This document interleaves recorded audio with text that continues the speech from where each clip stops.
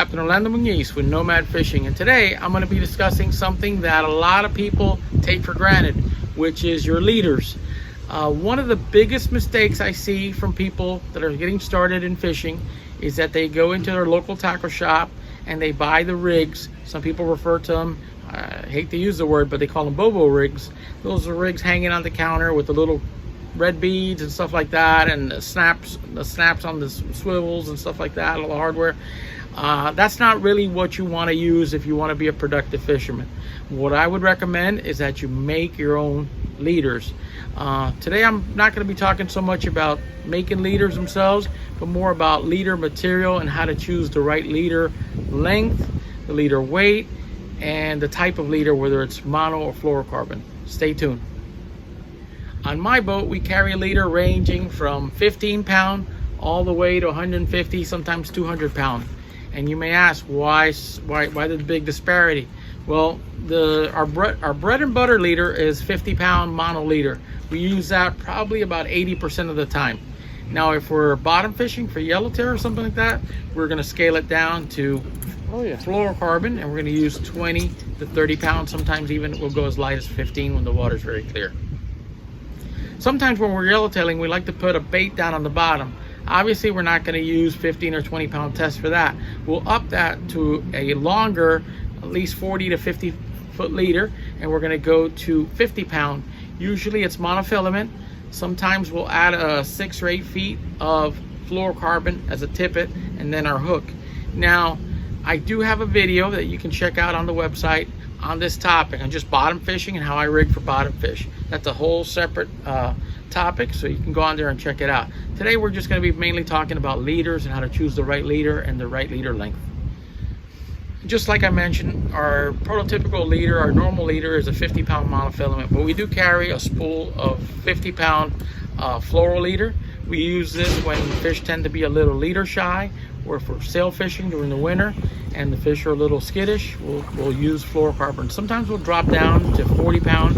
You could even go as light as 30 pound for sailfish, especially if you're doing catch and release and you're just going to grab the leader and snap it off, or remove the hook if possible. But whenever you're chasing the fish, you can get away with much lighter leader. Now, the length of the leader depends a lot on what you're chasing. If you're chasing billfish, I would go with at least 12 to 15 feet of leader, because these fish are very long. They can be 6, 7 foot long, sometimes larger. And when they swim away from you, a lot of times they'll hit the leader with the tail. If you have a leader that's too short and they hit your main line, let's say you're fishing 20 pound mono, they hit that one time with the tail and snap, they're gone. Same thing is true with a big mahi or a big kingfish. All it takes is one snap of the tail and they'll part that 20 pound mono. So what I would suggest is choosing a leader depending on what you're fishing for. For us, we usually use about 5 or 6 foot of 50 pound. That gets us through most of everything.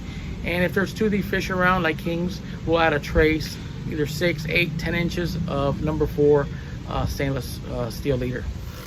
For those of you that like to troll and mahi fish, you can probably get away with 80 to 100 pound tests when you're trolling for mahi. You really don't even need anything that heavy for mahi. But what happens a lot of times with the mahi fishing, and it's been happening here recently, is blue marlin are making an appearance. So just a friend of mine the other day was out fishing. They were out trolling for mahi. He hooked a small tuna, and it must have been hooked right in the tip of the lip. He was using just a regular J hook, and a blue marlin came up. It was probably estimated about a couple 100 pounds. Well, this blue marlin came up, ate his fish, and got hooked himself. They fought it for over an hour. They got him pretty close to the boat, finally chafed off. In hindsight, they could have probably chased it down a little more aggressively, and they probably wouldn't have gotten the release on that fish.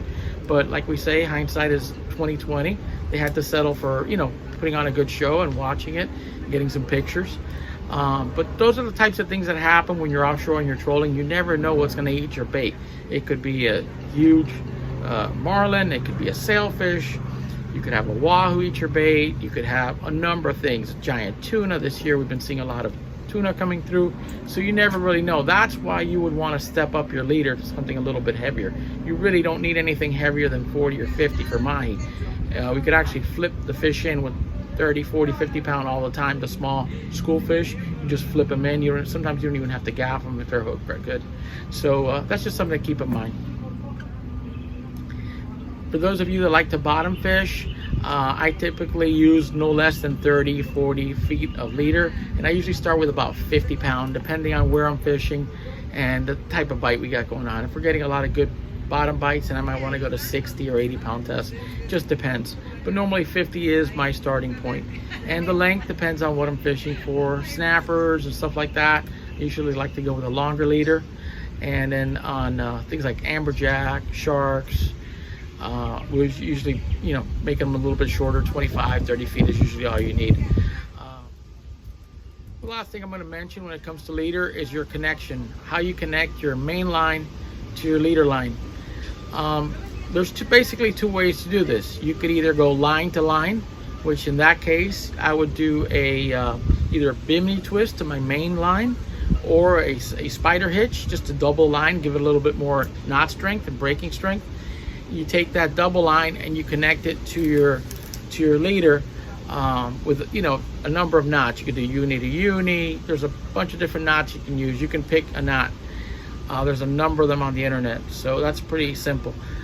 There's advantages and disadvantages. One of the advantages of going line to line is that you can reel it through the guides, and you basically end up with a wind down leader. If you're using a swivel, most swivels do not go through your guides, so if you're using a longer leader, that may pose a problem. So that's one consideration. If you're using spinning reels, you tend to get a lot of line twist, so that's another good reason to use a swivel. If you're using conventionals, it's usually not a problem. You can go line to line and you won't get a lot of line twist. You do get a lot of line twist with spinning reels, so that's always a consideration. So whether you choose to use swivels or whether you choose to use knots to connect your leader, just the most important thing is that you do have a leader and you have the right leader. You should always choose a leader depending on what type of fish you're pursuing. Well guys, there you have it. I hope you found this video to be informative, and I hope you enjoyed it. Please don't forget to hit that like button and leave any questions or suggestions in the comments section. And if you haven't already subscribed to the channel, please go ahead and hit that subscribe channel. It'll help to keep the channel growing, and it'll keep more videos coming. Until next time, my name is Captain Orlando Muniz with Nomad Fishing.